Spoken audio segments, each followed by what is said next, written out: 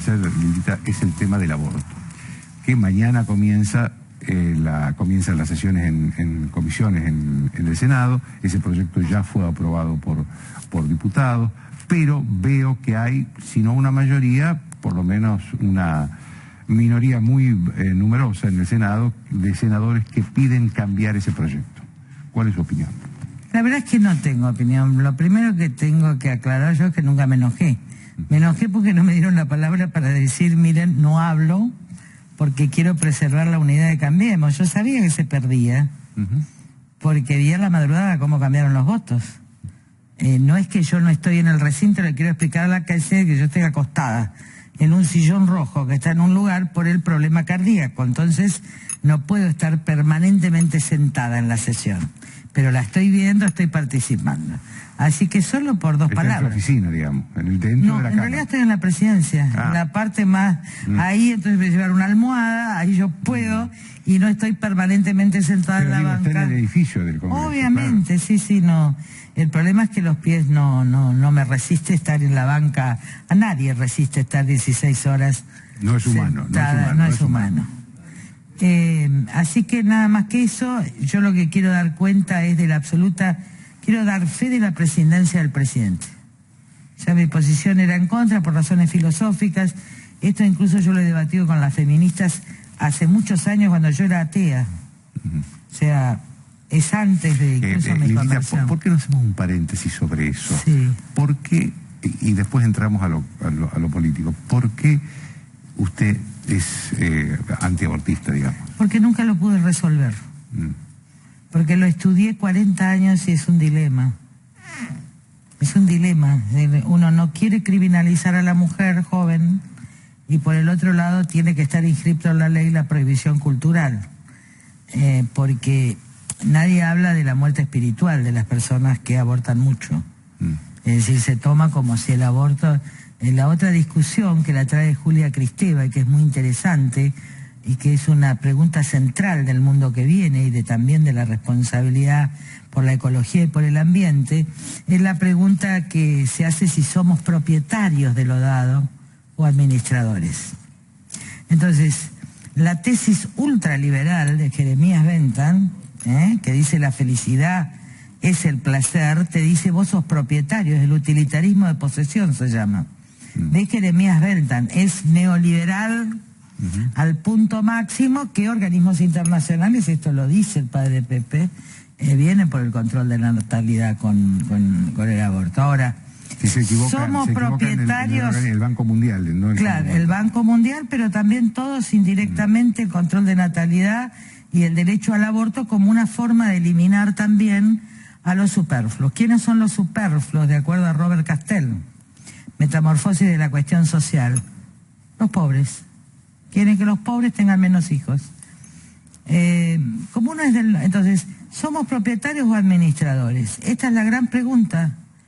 ¿Somos propietarios del suelo? Por ejemplo, nosotros tenemos una zona, un campo en los esteros de la Beberá y realmente somos propietarios, sumamos. Ahora se declaró Parque Nacional. Ahora, ¿somos a su vez administradores, verdad? ¿Podemos porque somos propietarios destruir el estero? No. Entonces, ¿cuál es el planteo de si soy propietaria de mi cuerpo? El planteo es que puedo vender mis órganos. Si yo soy propietaria del cuerpo y puedo disponer de un embarazo, puedo disponer de la venta de un órgano, porque yo soy propietaria. Este es el tema que plantea Kristeva y que estamos prácticamente en la venta libre de órganos para trasplantes, por ejemplo, que hoy es venta ilegal, porque a nadie se le ocurre permitir que la gente venda una pierna, un riñón, etcétera, pero bueno, si somos propietarios del cuerpo. Entonces, hay una serie de discusiones. Yo fui directora de filosofía del Instituto de Filosofía y Ciencia Política de la Universidad, y es lo que se llama un dilema. Esto es más allá de la potencia y acto de Aristóteles. Hay un montón de la responsabilidad por la especie de Levinas y Jonás, que es post-kantiana, pero la verdad es que no hay ámbito para debatir. Lo que yo hice sí, y además obviamente esto desde mi conversión se asentó en una convicción más profunda, pero no cambió, ¿eh? Esta es mi posición en la universidad desde que tengo 20 y pico años. Ahora, cuando rendí, que tenía 16 o 17, porque me recibí muy joven, y me preguntaron si estaba a favor del aborto, dije que sí, por las mujeres pobres. Por eso saqué distinguido en vez de sacar sobresaliente, por eso no estaba. ¿Qué quiero decir? Que también entiendo a una juventud que dice, a ver, hay contextos muy difíciles, yo no estoy en ninguno de los extremos, lo único que traté de garantizar es que el Openato pueda expresar su opinión y este grupo, y que lo pueda hacer los que estaban en contra, y que no hubiera quiebre de convicciones. Es decir, yo no interferí, y la verdad, miren, me enteré de todo lo que realmente sucedió, que no lo quiero contar porque me parece que integra la zona de reserva en una cuestión tan delicada. Pero usted habló de compra de conciencia. Sí, porque hubo quiebre de votos. Yo no puedo suponer que en un tema tan delicado pues estés en contra a las 12 de la noche y a favor a las 6 de la mañana. ¿Entienden? Yo esas madrugadas del Congreso, a mí no me las cuenta nadie. ¿Saben cuándo la vimos? En la discusión por el campo, en la suspensión de las 125 en diputados, que se empezaban a cambiar diputados a la madrugada. Yo estoy en contra de esto. Yo creo que el presidente nunca opinó. Yo esto vengo a dar fe porque hay mucha gente enojada con el presidente, y yo doy fe que el presidente estaba en contra y no opinó. Yo estaba en contra y no influía en un solo diputado. Nadie, no hablé a nadie ni me habló nadie. Ahora, esto quiero que llevarle tranquilidad a la gente. Yo creo que la mesura debe prevalecer, la mesura en un proyecto cuyo contenido es la insensatez, porque termina siendo castigada la mujer pobre, el autoaborto. O sea, es que me digan que esto es para los pobres, no, esto es de la clase. Además, el otro problema que tiene de ciencia y técnica es que yo estoy en la semana que elijo si tener el hijo o no. Como los análisis me van a dar si puede tener cáncer, si no puede tener, si puede ser Down, si no puede ser Down, si puede tener grados de autismo, yo puedo terminar haciendo un racismo de elección, que de hecho hoy se hace con la fecundación in vitro. A mí no me gusta esa humanidad. No me gusta una humanidad elegida. Me gusta que todos seamos diferentes y que nadie pierda la vida solo por la posibilidad de esa potencia de tener alguna diferencia, alguna discapacidad. Pero el avance de la ciencia y la técnica sin ética, como dijo un científico el otro día, muy buen artículo, no es una cuestión científica, es moral. Y por otra parte está, ya no la cuestión científica, supongamos que digan no hay vida. Está la cuestión espiritual, porque el hombre... Bueno, vida hay, eso está obviamente, o que no hay persona. Pero supongamos que científicamente siempre va a quedar la cuestión desde Pitágoras de mente y espíritu. Miren, los que venimos de una vida muy libre, yo no estoy hablando de la pacatería, de un solo marido, está claro, sabemos que las heridas del cuerpo se pagan en el alma. No hay nada más confesado y más imperdonable para cada una de nosotras que un hecho de esta naturaleza. Es decir, no se puede festejar el dolor de una mujer. No se puede festejar. Se puede descriminalizar el comportamiento de las jóvenes. Pero una mujer de 35 años, yo soy autora de la Ley de Salud Reproductiva. Por ejemplo, si una mujer está casada, su marido no tiene hijos, su marido quiere tener un hijo, ella queda embarazada libremente porque es un sexo unitivo, etcétera, no le van a dar participación al padre. Y si a los 6 meses, yo también escribí la cláusula, la norma penal que amplía los supuestos de violación y de abuso, con lo cual yo puedo ser violada por un marido, ¿no? Ahora, con una simple declaración jurada, ¿y los padres? Porque esa persona por nacer, o ese hijo, o esa vida, o esa potencia, o como lo quieran llamar. Estamos hablando de los menores ya, ¿no? Estamos hablando de los menores. Estoy hablando... De las menores embarazadas, digo. No estoy hablando de las mayores. Si yo puedo hasta las 14 semanas, ahora, ¿puedo en el marco de un matrimonio sin escuchar, y después de los 3 meses, por declaración jurada de violación, sin escuchar al padre? En un matrimonio estoy hablando. El sujeto ahí, hay un compromiso, pero bueno, yo lo que venía a defender es al presidente ante mucha gente que ha tomado a mal, que ha creído que el presidente tuvo alguna intención. No. En todo caso, fue cierta inocencia de sectores no abortistas, fíjese. Pero, a ver, entonces el presidente cometió un error cuando abrió este debate. En todo caso, los diputados que pensaron que había que abrirlo. Yo nunca me expliqué, yo estaba en otra cosa. La verdad que yo estoy investigando tanto de narcotráfico, hidrovía, ilusiones fiscales, contrabando. Nunca entendí cómo llegamos a esa sesión, la verdad que nunca entendí. Pero sí aclaro que no hubo del presidente, pero lo puedo asegurar, porque yo lo llamé y me dijo, Lilita, a mí me dijeron esto y que se iba a ganar, que decir que iba a ganar el no. Y cuando yo me enteré de la verdad, que fue hace muy poco tiempo, me di cuenta que hubo un error casi de ingenuidad en creer que estos temas se manejan. Yo le dije que le pusieron un penal sin arquero a determinados sectores. Pero, a ver, yo creo que esto no nos puede dividir, porque este es un tema muy complejo. ¿Pero qué va a pasar en el Senado entonces? Si los votos cambian de la noche a la mañana. La verdad es que no sé, porque un tema tan serio, ¿usted sabe lo que es un no sé después de 40 años de estudio? Es un dilema. Porque hay argumentos a favor, miren, lo que yo estudié ese tema, lo que yo estudié en filosofía, en política, el tema es la prohibición cultural, debe estar inscrita en la ley. ¿Cómo no discriminalizar? ¿Cómo permitir a la mujer que tiene un aborto que vaya a un hospital? Además, ¿cómo no encubrir a los adultos mayores que en realidad violan a una chica de 12 años y después le hacen hacer el aborto? ¿Cómo funciona esto en el norte con el derecho de pernada? No vayan a creer que todo es la chica que decide, sino que en muchos sectores del norte las chicas de 13 o 14 años son entregadas al patrón. ¿Se acuerdan del presidente paraguayo que tuvo tantos hijos? Sí. Porque era un orgullo entregarle la virginidad de una chica al obispo. Entonces, si después puedo abortar, la verdad es que queda impune el delito del abusador. En general, en los 12 o 13 años son familiares o amigos de familiares. Entonces, me parece que tiene que primar la sensatez. Ahora, Lilita, ¿no hubo en la Cámara de Diputados antes de que el presidente abra el debate, una presión de la oposición para tratar este tema? No. Porque la información que yo tengo es que al presidente le llevaron la información de que este tema se trataba sí o sí. No, el Día de la Mujer. ¿No? ¿Usted habló con el presidente? Sí. ¿Y qué le dijo? Yo estoy con el presidente en forma permanente. Yo hablo con el presidente cada 2 días.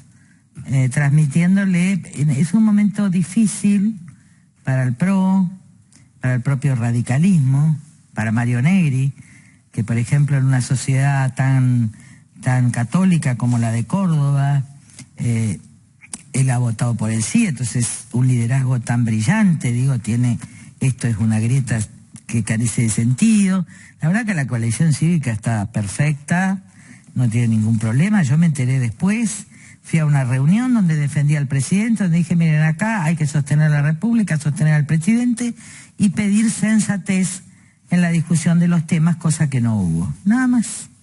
Incluso estuve con Lopenato, porque también la situación de ella era difícil, era una chica que se enfrentaba con el presidente del bloque, o sea, al contrario, yo traté de que no haya grieta y no lo pude lograr, pero traté hablando de un lado y del otro que no haya grieta. No fui hablada por ningún obispo. También hay que saber que las personas, la mayoría de muchísimos pobres en la Argentina son evangélicos. No es que los pobres no tienen religión. Hay mujeres que creen que se están enfrentando con la catedral, ¿no? Se están enfrentando con las mujeres pobres evangélicas de toda la nación. Es una cuestión, yo viví en el norte, recorro, soy respetuosa de las otras posiciones, de hecho, Carmen Argebay era mi amiga, Diana Mafía fue diputada nuestra, Marcela Rodríguez, Elisa Carca, hay gente que es amiga mía, que hemos sido feministas. Yo creo en el derecho de las mujeres, soy autora de la Ley de Salud Reproductiva, para que podamos tener el DIU, etcétera. No soy una extremista, pero siempre en esto, como en atadura de trompas, dije, bueno, en atadura de trompas le digo, si hay una necesidad social, sí. Pero, digo, el placer por el placer mismo, me quiero atar las trompas a los 19 años, para eso no están los hospitales. María Eugenia incluso enfrenta un problema mayor, que es cómo hacemos para ejecutar esta ley. Como, por ejemplo, el Hospital de Moreno. En el Hospital de Moreno ya no hay médicos que atiendan clínicamente, todo es urgencia. Ahora, todo es urgencia de un cáncer, todo es urgencia de un asesinato, de un accidente, de un cuchillo, de muertes violentas. Ahora, esos 5 días, ¿cómo los cumplo? ¿Cómo obligar a sanatorios, como ejemplo, como el Austral, donde hay personas de la orden, y yo no tengo nada que ver con la orden, digo, con la, ¿cómo se llama la orden esta? Opus Dei, ¿no? Pero que ellos, gente que se ha dedicado a una obra, a orar en el mundo sin ser sacerdote, ¿cómo obligarlos?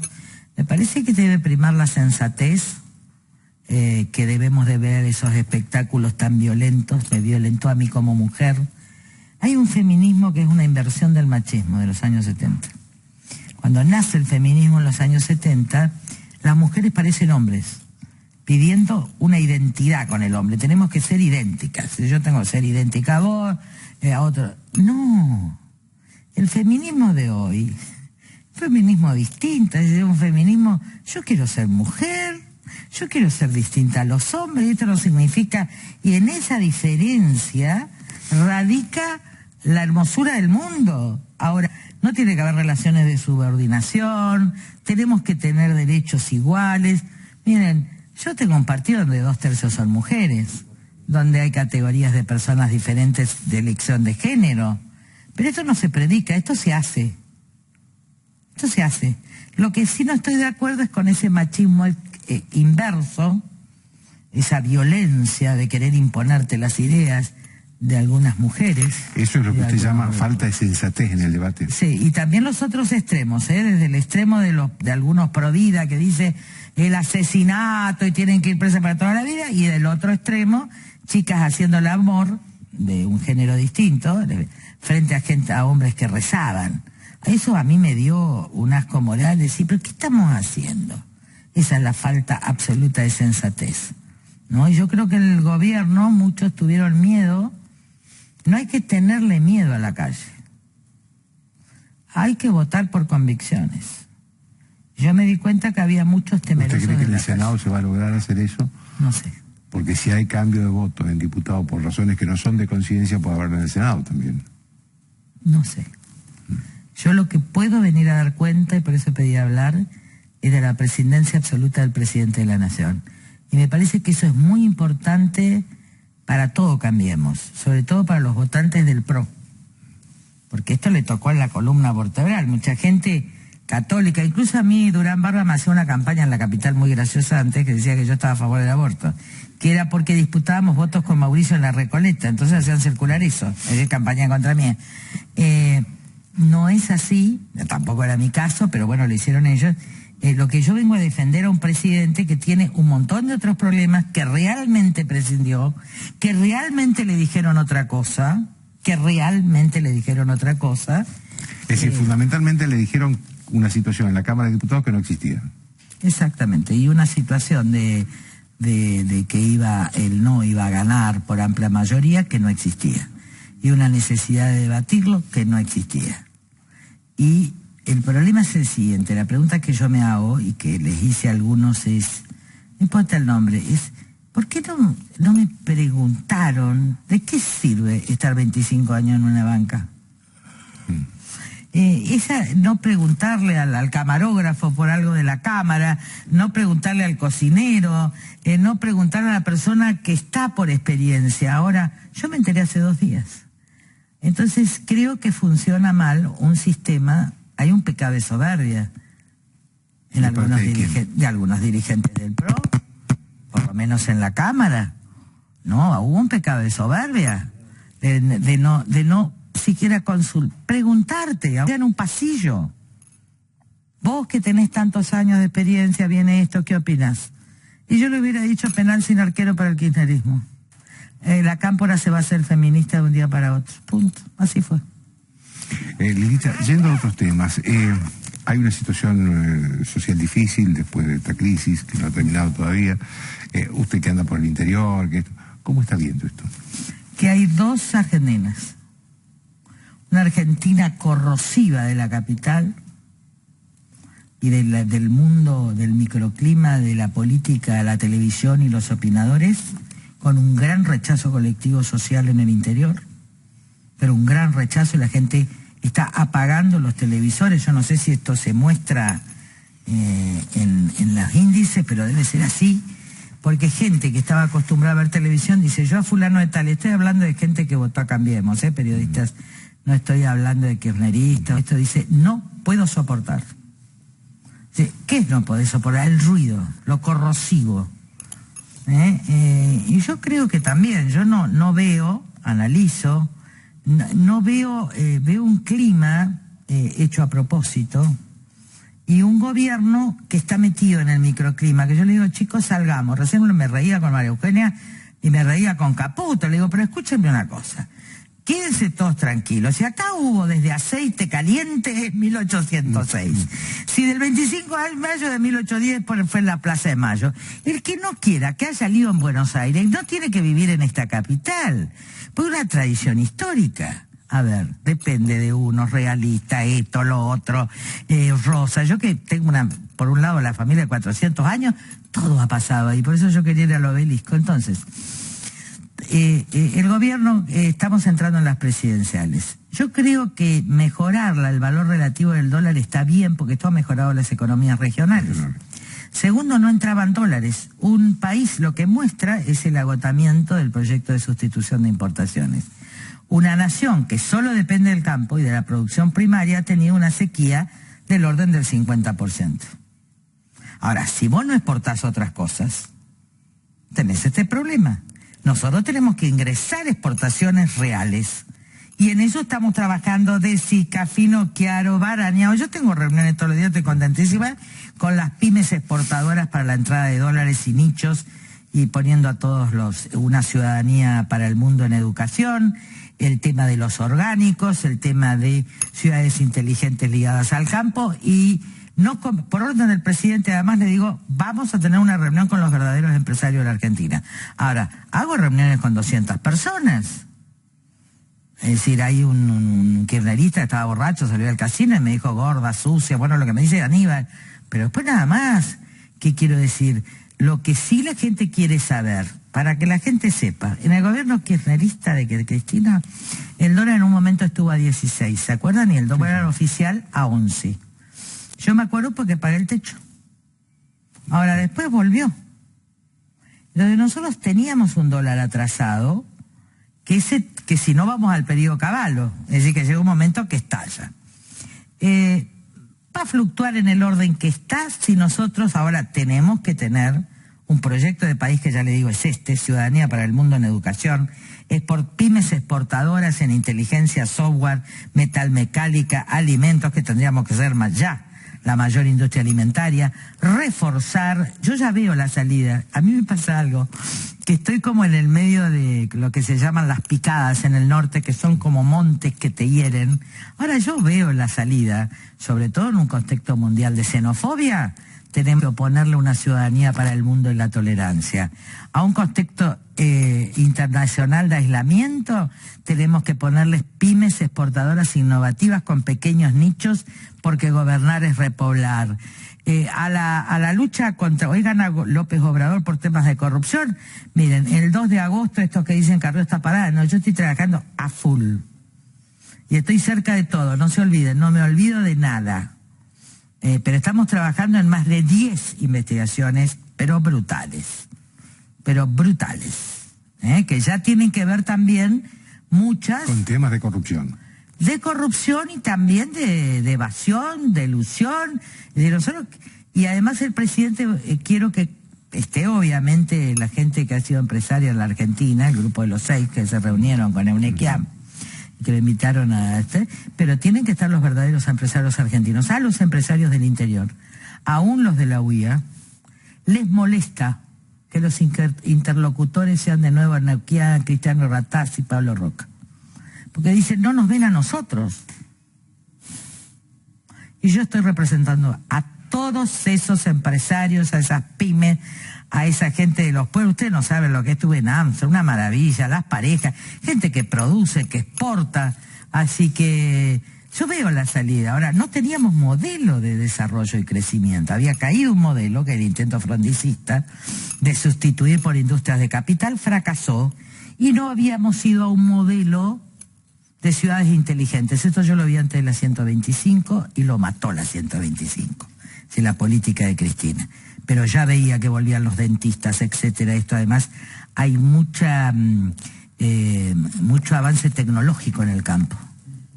Mucho avance de software, de esto, de lo otro. Estamos entonces con los propulsores, los no propulsores. Estoy recorriendo la frontera, viendo dónde está el narco, viendo dónde está la integración, viendo cómo nos vamos al Pacífico, cómo exportamos. Y en esto está De Sica, en esto está Miguel Brown, en esto está Mario Quintana, en esto está el presidente. ¿Qué quiero decir? Ahora, estamos abriendo la picada, lastima y lastima.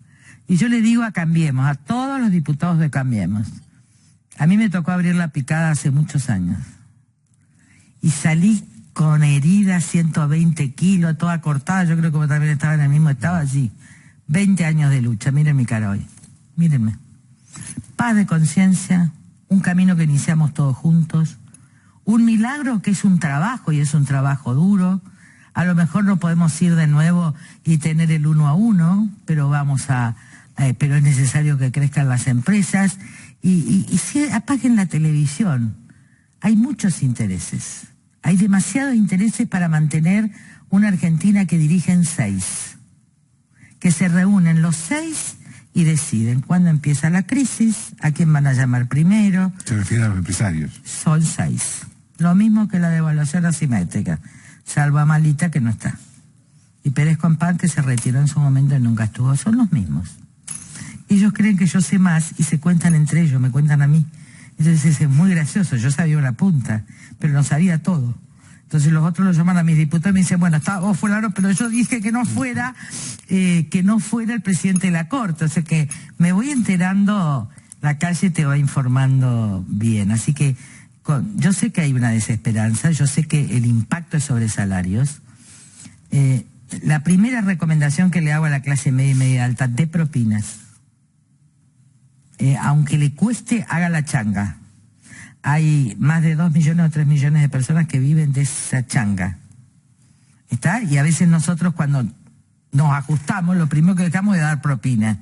Esto va cortando un círculo, me pasó con los cartoneros en Itatí en el 2001, este esfuerzo solidario. Segundo, sancionamos los bancos de alimentos, permitiendo las donaciones y quitando responsabilidades. Pónganse a trabajar los bancos de alimentos. Necesitamos solucionar el tema del hambre en la Argentina de una manera mucho más racional. Yo creo que los bancos de alimentos en Estados Unidos funcionan muy bien. Estuve en el de Rosario el otro día, una maravilla. Hay que promover que sea la sociedad civil. Con 1/4 de lo que tiramos estamos alimentados. Y tenemos que seguir, a veces hay momentos en la vida, perdón, porque parece que estoy hablando sola, pero me gusta, porque estoy hablando también con la sociedad. Hay momentos en la vida en que uno tiene desesperanza, pero es que la esperanza consiste precisamente en tener esperanza en la desesperanza. Esa es la dureza del desierto. A ver, hay algunos funcionarios que creen que todo es divino siempre, no. La gran prueba de nuestras vidas es cuando tenemos esperanza en la desesperanza. Yo tenía esperanzas de que Milani esté preso en la desesperanza de que Milani dominaba el país. Yo tenía esperanza en que Debido esté preso y pague, en la desesperanza que Debido era intocable. Y me falta Aníbal, que es una deuda que la voy a pagar con la sociedad. ¿Qué quiero decir?